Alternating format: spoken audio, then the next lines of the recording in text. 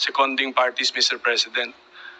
Ang tanong nila kung makakain ba daw itong impeachment process, pero marami namang bagay sa buhay na importante rin na hindi nahahawakan. Tulad ng hustisya. Ang hustisya, hindi nga natin makita yan, hindi natin mahawakan niya, pero napakahalagang bagay po sa buhay ng tao.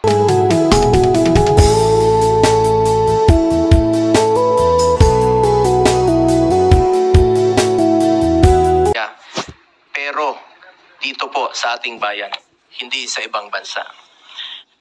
Floor, may we hear from the principal movant? Senator Bato is recognized. Mr. President, my motion stands. I am for dismissal of the impeachment case, and I don't know if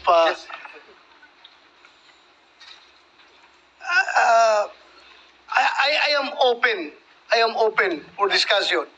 I heard the statement of Senator Alan Cayetano, but still, I have already filed the motion, Okay, Mr. so President. Mr. President, so let me continue now. I made my objection, and if I be allowed, just like the movant to who gave reasons, if the the objecting judge can also give his reasons, Mr. President. What is the pleasure of Senator Judge Villanueva? Mr. President, this is to somehow give these representations point of view with regard to the pending motion. And as I made mention a while ago, Mr. President, I am also objecting, Mr. President, respectfully, but hope springs eternal, Mr. President. Bigla akong narinig yung binanggit ni Senator Alan and Senator Bongo.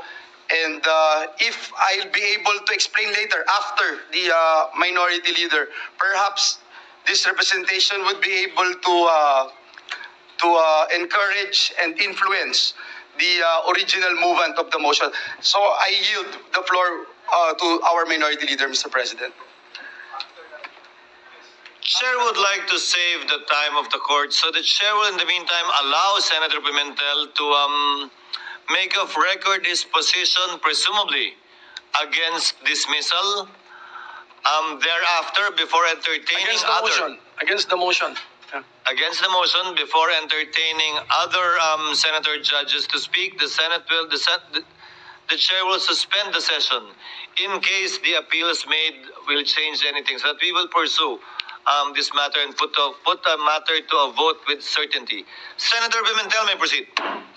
No, I think, Mr. President, the motion has been made, and this representation is objecting. So later on, we have to now process the motion and vote on it, because there is in a collegial body someone is objecting, Mr. Senator Pimentel, Yes. you may proceed. Yes, Mr. President. I will not address the political statements of the movant and the seconding parties, Mr. President. Ang tanong nila kung makakain ba daw itong impeachment process, pero marami namang bagay sa buhay na importante rin na hindi nahahawakan.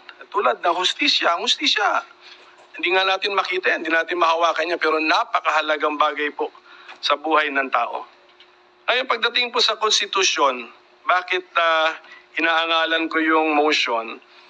The motion actually is unconstitutional, in the opinion of this representation, because according to Article 11, Section 3, Paragraph 6, per sentence lang yung babasahin ko, the Senate shall have the sole power to try and decide all cases of impeachment.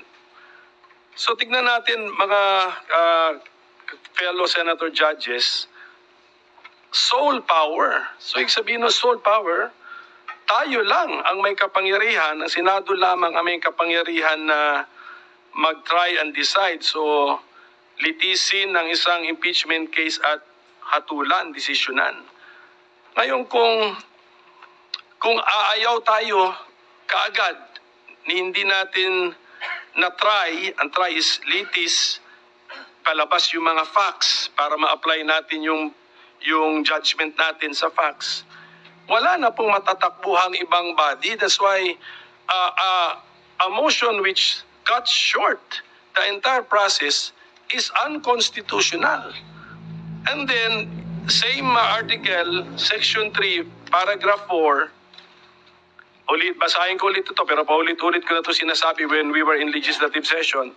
In case the verified complaint or resolution of impeachment is filed by at least one-third of all the members of the House, the same shall constitute the articles of impeachment, and trial by the Senate shall forthwith proceed. I believe, and I think I'm correct, that the impeachment case against the Vice President falls exactly under the facts assumed in paragraph 4.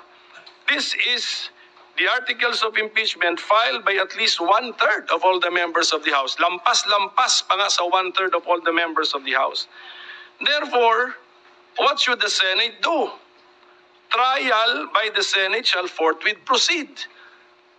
So, trial means we bring out the facts so that we can now apply what is the mandate of the Constitution. Mag-decide tayo given the facts. Should that impeached official continue to remain in office, or should that impeached official be removed from office? High-ranking government official. So kung makita po natin, in two constitutional provisions, andun yung word na try, andun yung word na trial. So wala po tayong choice but to respect, lalo na ito, we fall squarely under this subparagraph 4 which I just read. We have to respect the decision of the overwhelming majority of the members of the House of Representatives, more than one-third, because they are also the representatives of the people. If they find something worthwhile charging a high-ranking government official with an impeachment and impeaching that official, the Senate has no choice but to hold the trial. Bakit? Yung mga representatives ng taong bayan sa House of Representatives, gusto rin makita ng taong bayan, did they act properly? Did they act justly? Ano bang ebidensya nila? Ilabas yan. O kasi kung wala ring ebidensya, sinayang yung oras, sinayang yung resources, next election, lagot kayo sa inyong constituents. And then at the same time, a trial necessitates respecting the rights of the parties. We are also respecting the right of the impeached official kasi kaya nga tawag sa kanya, impeached officer na siya eh. So, na-tarnish na nga actually ang kanyang reputation in public service ng House of Representatives.